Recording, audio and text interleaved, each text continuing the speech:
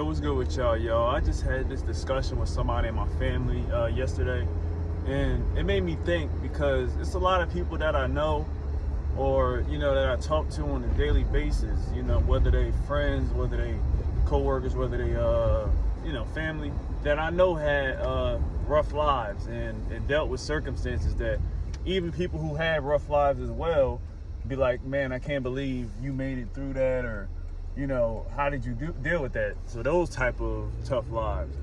And it's definitely a shame. It's definitely a shame to hear people who go through stuff like that.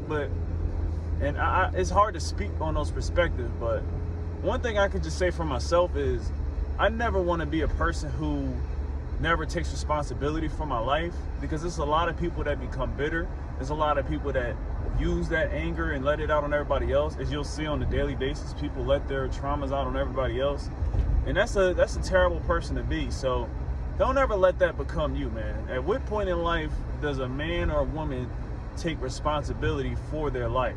Because you can't do anything about your genetics. You can't do anything about your family, the way you were raised. You can't do anything about the people you're around, but you can do something about you.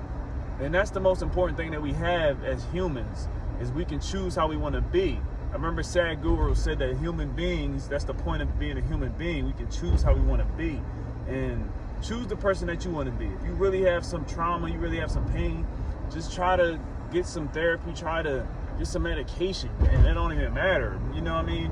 Try to do some meditation. Do anything to work on yourself and find something that works for you. There's always something out there. There's always a way. There's always some outlet, man. Because you can't be a person who don't take responsibility for themselves and be a grown adult. You got to take care of yourself, and you got to love yourself. God bless you.